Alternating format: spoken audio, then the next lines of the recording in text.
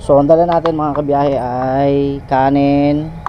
Ito, mayroon na tayo ditong mga ulam tsaka pinggan. At ngayon ang ating unang travel vlog na kasama si Loan at kasama syempre ang aking pamilya mga kabiyahe. Niayos ko na si Loan. So ikakarga natin itong mga gamit.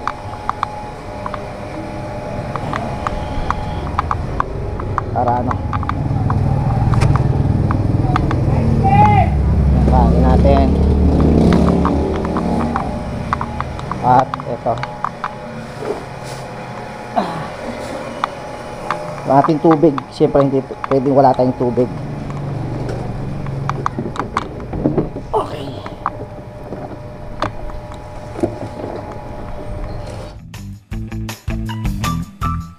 Ito ang aking kwento.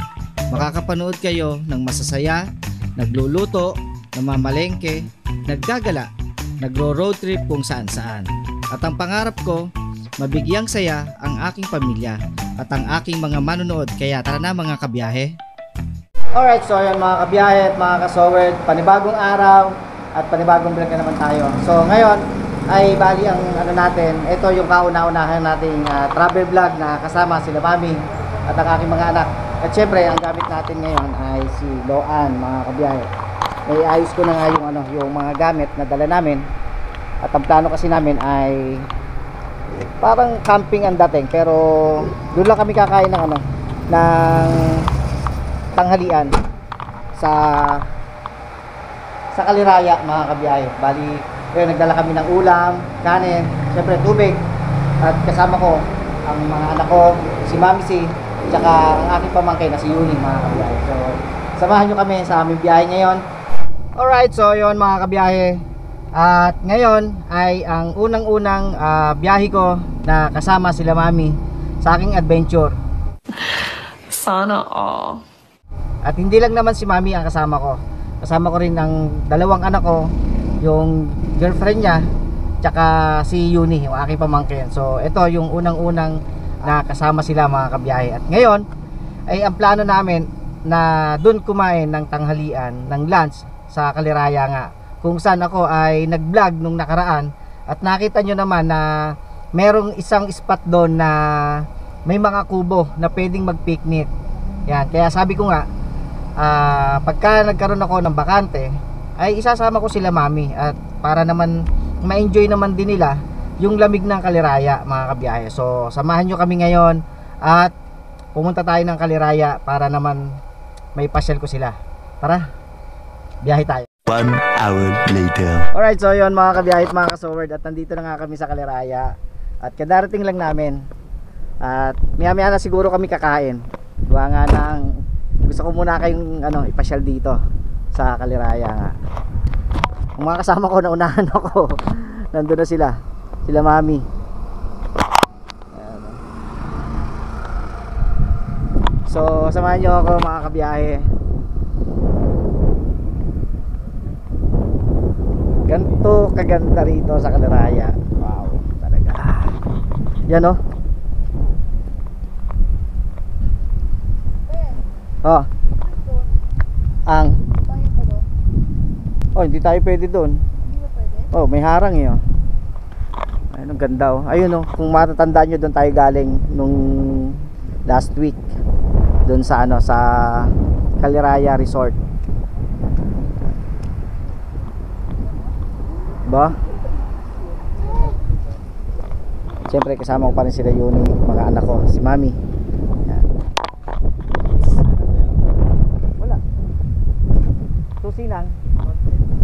Oh, sinang doon? Bakit? Hindi mo wala yon.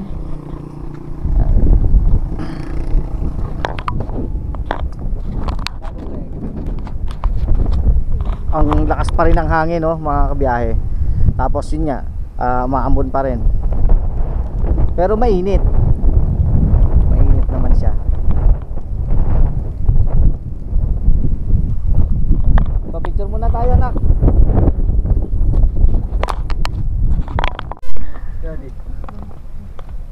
Ano yan? Silaw.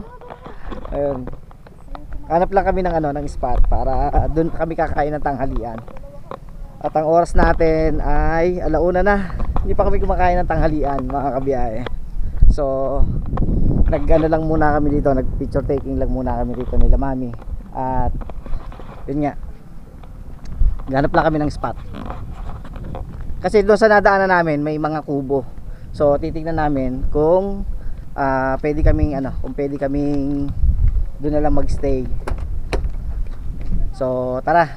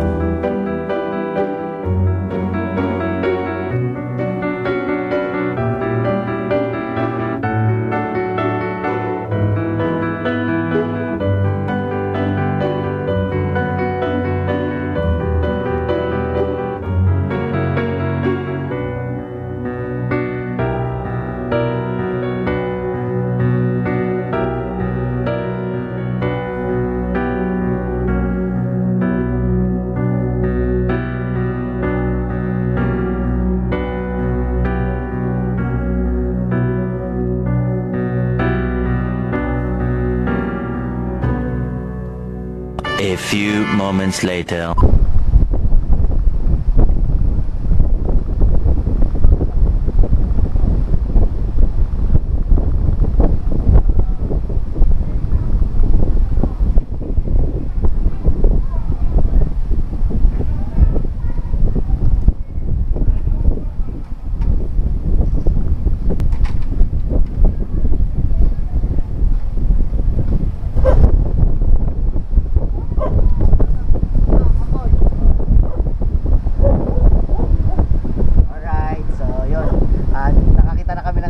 Spot, kaya lang medyo umuulan-ulan kasi, kaya dito na lang muna kami sa parking. Nag-park na lang muna kami dito para dito na muna kami kumain ng tanghalian, mga kabiyahe.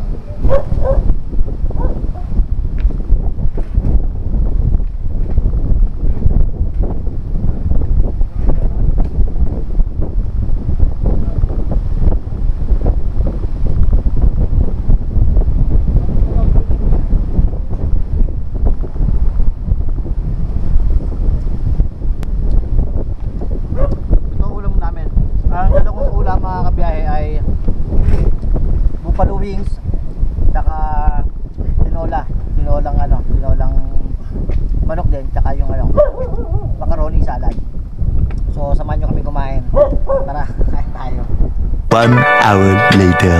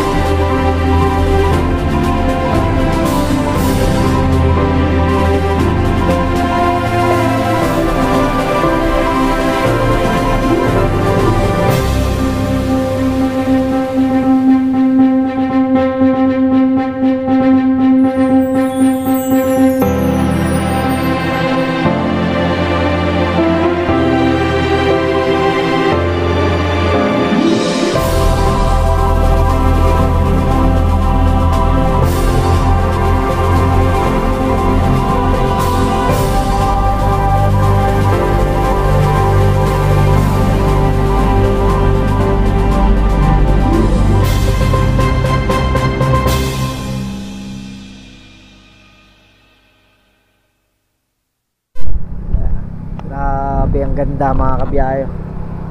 Woo!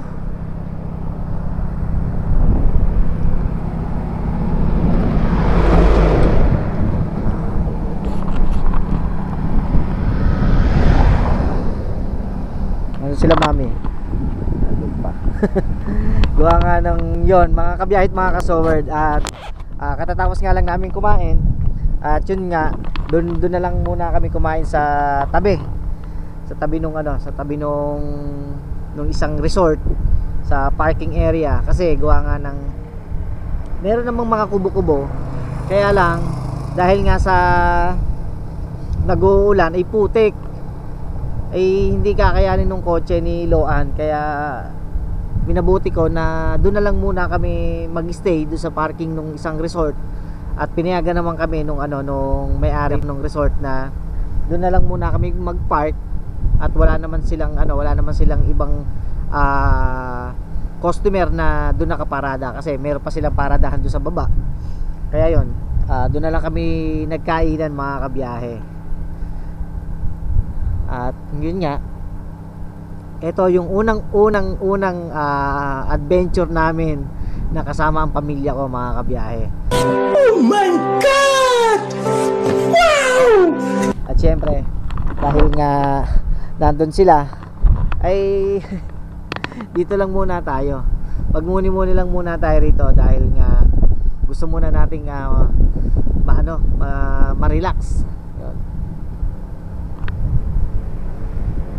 Sayang lang talaga mga kabiyahe, gawa nga ng nag-uulan pa rin dito sa taas, sa Kaliraya nga. Ang kaninang umaga, kaya naisipan ko na umakyat nga at dito kami kumain. Kaya ako nag-iayang kumain ng lunch dito sa Kaliraya, kasi nga ang ganda ng panahon kanina, mainit. Tapos yun nga, sabi ko nga kay mami na dito kami magla-lunch, at pumayag naman sila. Tapos nag-prepare na nga kami, at ang mga bata ng mga kailangan naming dalhin dito. Ay kaya lang, dahil nga sa pag-akyat namin dito ay maulan mga kabiyahe, kaya uti-uti ay kahit paano naman ay nakakapag-vlog naman tayo, kasi nga titila, tapos uulan ngayon, umaambo na naman ngayon. Kaya yon, dito lang muna tayo mga kabiyahe. Tapos mamaya samahan nyo ako magkape. May dala akong kape, magkakape tayo rito. At gawa nga ng malamig pa rin, ang lamig pa rin dito mga kabiyahe. Tulad nga, di ba, nung nag-vlog nga ako nung nakaraan, nung Sunday, na nandun nga ako sa Kaliraya Resort, ay talagang sobrang lamig at walang tigil ang ulan. So naging excited lang ako, buwan nang lumiwanag nga kanina ang panahon, at ang kalangitan ay talagang nahawan. Kaya yon, naisip ko nga talaga na dito kami mag-lunch. Kaya lang talaga, pag-akyat naman talaga rito ay maulan pa rin pala.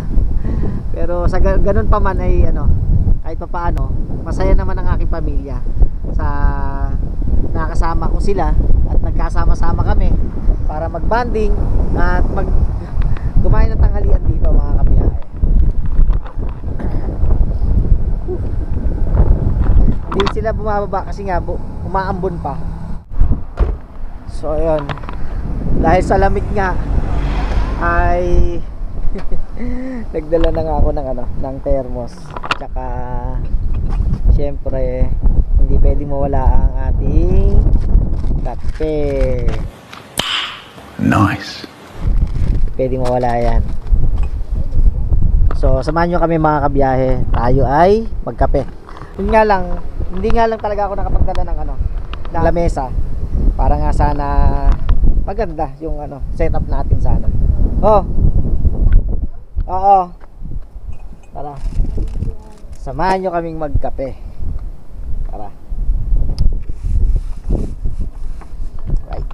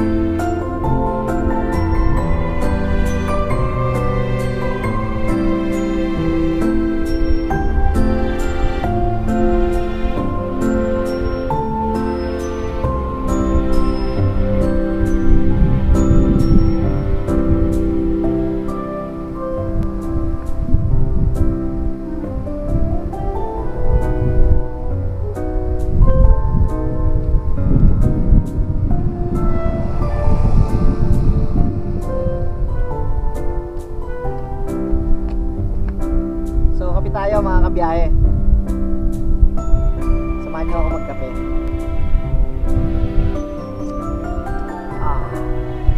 Kasi gawa nga ng dahil nga sa malamig pa rin talaga rito sa Caliraya. Kaya hindi pwedeng hindi ako magkakape mga kabiyahe.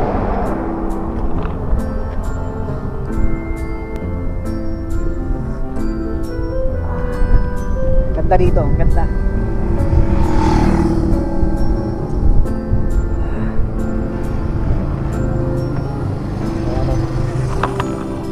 May nagtitinda ng ano doon, may nagtitinda ng mga fishball, kikiam, tsaka palamig. Ito isang resort din to eh. Dito, ang alam ko may ano dyan, yung pwede kang mamiwas. Meron sila dyan. Bigyan natin sila ng kape. Kaya, Ano may pagawaan natin? Ay, yun, itaglit ang yun ha. Ay, ang init oo, oo. Mamaya na, mamaya. ha? Mamaya na. Okay. Right. Sarap. Grabe.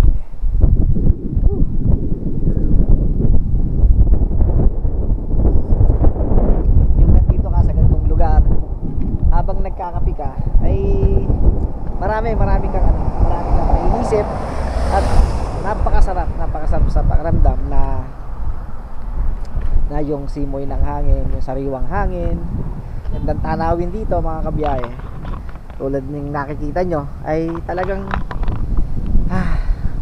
babalik-balikan nyo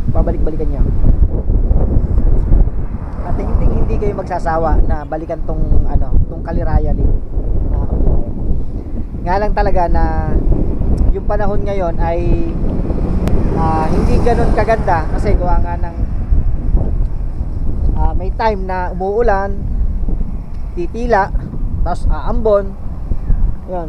Hindi makapagano pero ganun pa man ay talagang napakaganda pa rin mga kabiyahe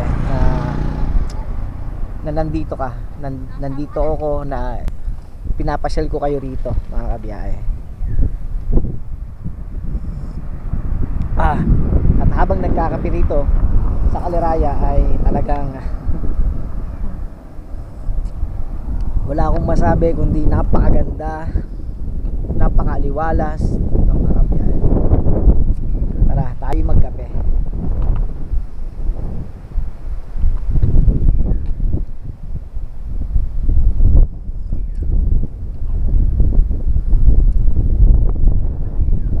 Yun nga, ang kasi etong Caliraya Lake mga kabiyahe ay isa sa mga ginawa para magkaroon ng ng source ng electricity dito po sa Kabinte.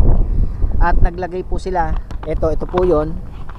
Ito yung ginawa nila dati. Ito yung unang ginawa po nila na para sa hydro plant. Yun nga po yung bumababa yung tubig papunta po dun sa baba para po yung turbine ay umikot para po magproseso ng kuryente mga kabiyahe. Kaya po ito ay man-made. Ang sabi nga po nila ay hindi naman daw ganun kalaki talaga yung yung ginawa na lawa dito sa Caliraya Lake.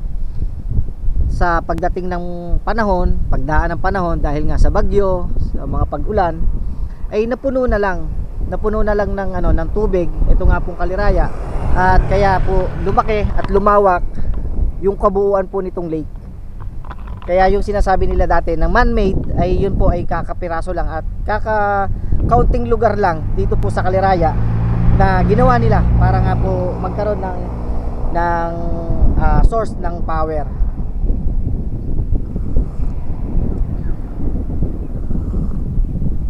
At nung araw nga daw po ay totoo naman na merong buaya dito sa Caliraya.